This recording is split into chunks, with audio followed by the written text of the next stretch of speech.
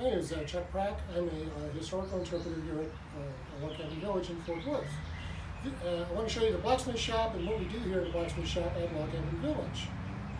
This is a fully functioning shop. This is a coal-fired forge.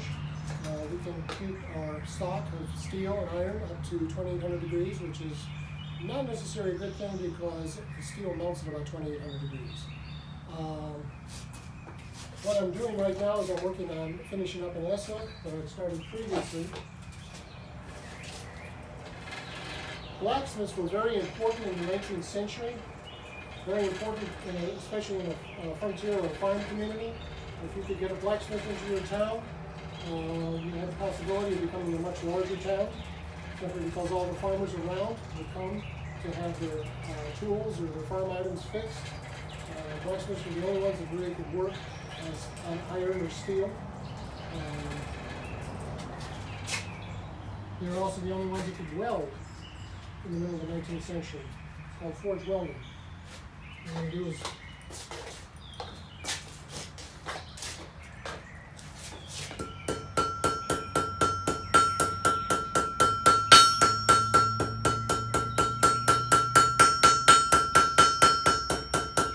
thinning this out so I can put a little curl on it,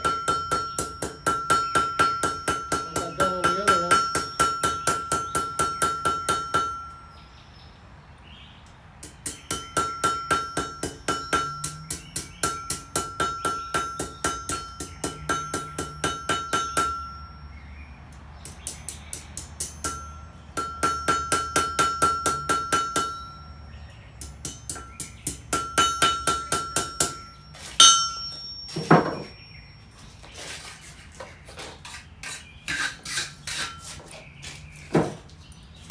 This is mild steel, but it'll still take a couple of heats to, I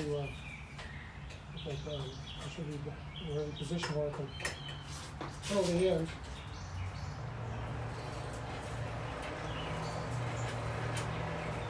So I'll show you what I'm doing. Anyway, blacksmiths were very, as I stated before, I have to repeat myself. If you get a blacksmith in town, you have a chance of, like I said, becoming a much bigger town. As time went on, blacksmiths and what they did became less and less of importance, simply because some of the things that they did, such as making nails, up until about the 1840s, they had developed machinery to make nails by the keg. So you didn't have to have the blacksmith's assistant making nails all day long. He can maybe fill half a keg at the end of the day. You can make a keg of nails in an hour with this new machine. By the 1870s, 1880s, they were working on and had developed machinery to make horseshoes.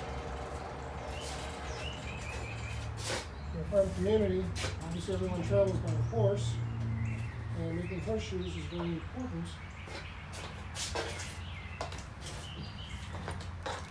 Shoeing horses is also very important. Well, the blacksmith will take about 12-15 minutes to make a horseshoe. In that same 12-15 minutes, the machine can make dozens of horseshoes, all in standard sizes. And a lot cheaper than a blacksmith could do it.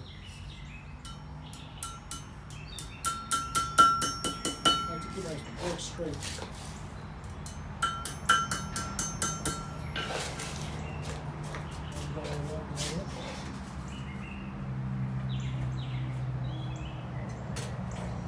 And a lot of that business got taken over by something called farriers.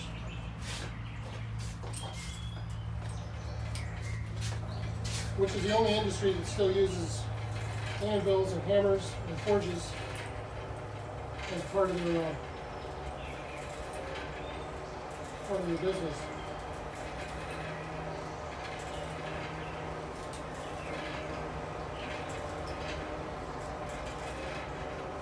And remember, if I covered this, this is a blower I'm working with. This puts more air in the fire, the hotter the fire. The more air you put into the fire, the hotter it will get.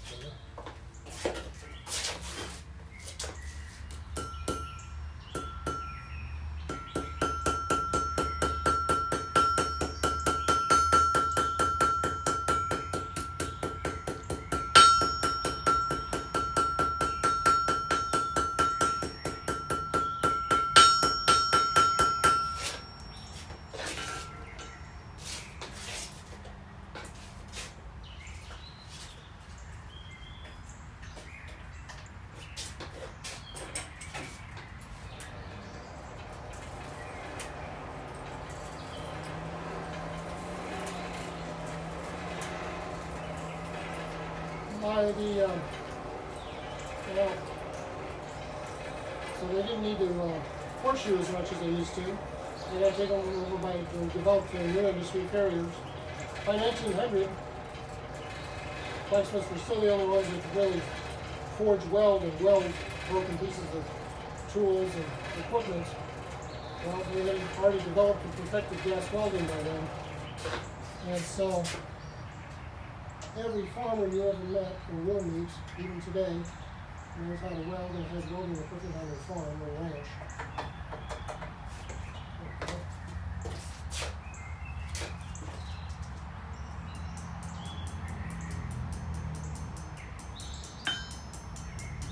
Then I was curling the end.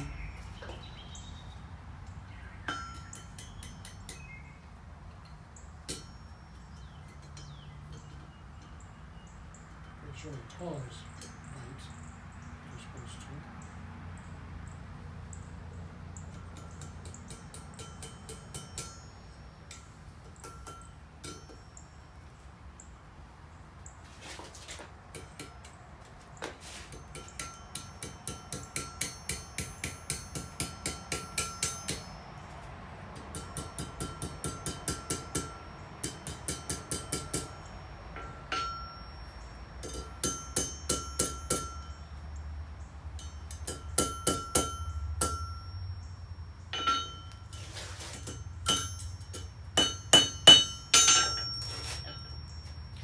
I'm going to cool the end here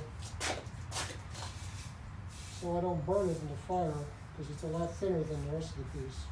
I'll put it back in.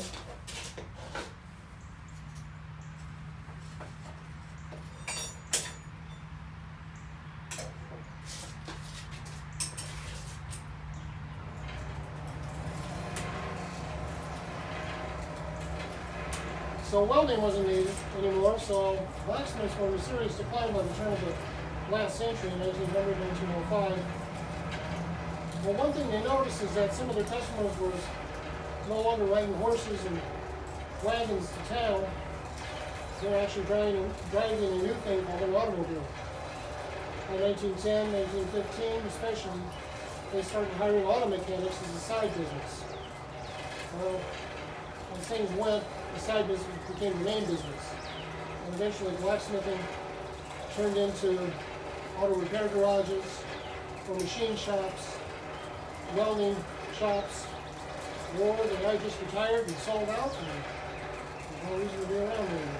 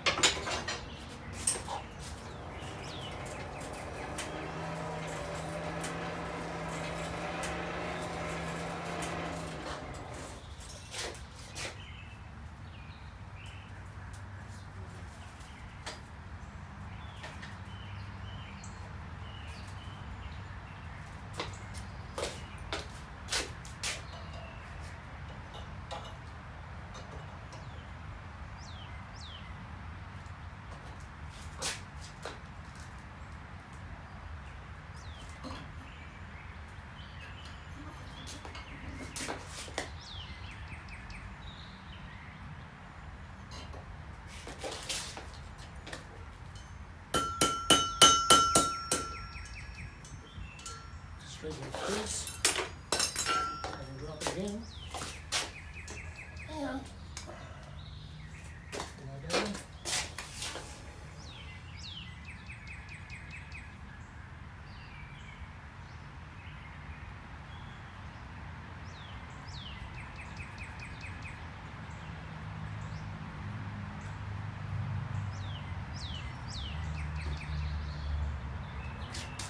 Nice one.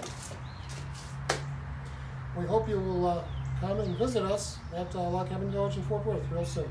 Thank you.